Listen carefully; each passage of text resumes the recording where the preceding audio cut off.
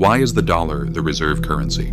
The currency of power, trust, and fear. Money, as many people know, is not just a medium of exchange. Money is a society's shared belief about the future. And when that belief disappears, what remains is neither gold, nor paper, nor numbers. Today, nearly half of every $10 held as reserves around the world is the US dollar. Oil is bought with dollars. Debts are written in dollars. And in times of crisis, people run to the dollar. But why? Hello, I am Shadow. Share your thoughts in the comments. Why do the world's central banks trust another country's currency instead of their own? The answer to this question is not found only in economics textbooks. It is hidden in battlefields, crises, fears, and in the way people look at one another.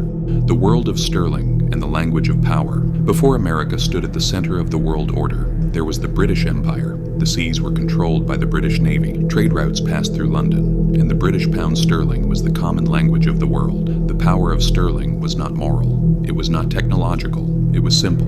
Britain was on the winning side. But as the 20th century arrived, this order began to fracture. Wars and broken trust. The First World War economically destroyed Europe. Britain and France fell into debt. Gold reserves melted away. Money was printed. America, on the other hand, emerged without experiencing the devastation of war and became the world's largest creditor. When the Second World War came, the picture was clear. Europe was in ruins.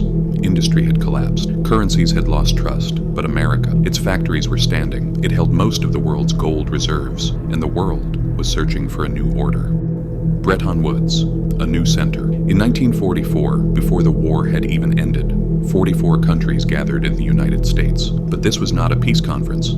It was a meeting that would decide the future of money. The new system was simple. Other currencies would be pegged to the dollar. The dollar would be pegged to gold. America said, "My currency can be converted into gold." And it was the only country that could say this. At that moment, the dollar stopped being just a currency and became the world's insurance policy. What happened when the gold link broke? In 1971, the system collapsed. America announced it would no longer convert dollars into gold. Under normal circumstances, this would be the moment a currency dies, but it didn't. Because by then, the dollar's power no longer came from gold. It came from habits, agreements, and structures. Oil, debt, trade. The entire global system was breathing through the dollar. Trade was conducted in dollars.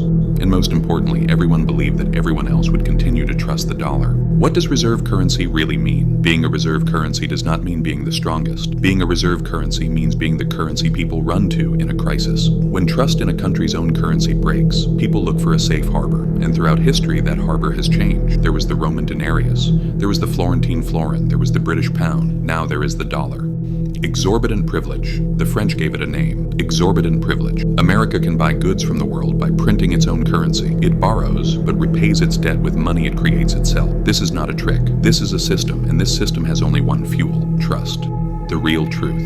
Now let's get to the core of it. The real reason the dollar is the reserve currency is not military power. It is not oil. It is not Wall Street. The real reason is this. No one wants to witness the moment the dollar collapses. Because when that moment comes, it won't be just the dollar that loses value, but everything everyone is holding. That is why central banks hold dollars. That is why the dollar rises in times of crisis. That is why people cling even to a system they hate. Why does history repeat itself? It was the same in Rome. When the currency was debased, people rushed to spend it. No one wanted to hold it. It was the same in Weimar Germany. Money existed, but trust was broken, and money turned into piles of paper. When people lose faith in money, money dies. What is happening today? Today, the world talks about escaping the dollar. Gold is being bought. New monetary systems are being discussed. But at the same time, everyone keeps holding dollars. Because leaving the system means being the first to leave the system. And historically, those who leave first usually pay the heaviest price. The story of the dollar is not a story about money. It is a story about human fears, habits, and how people look at one another. Money changes.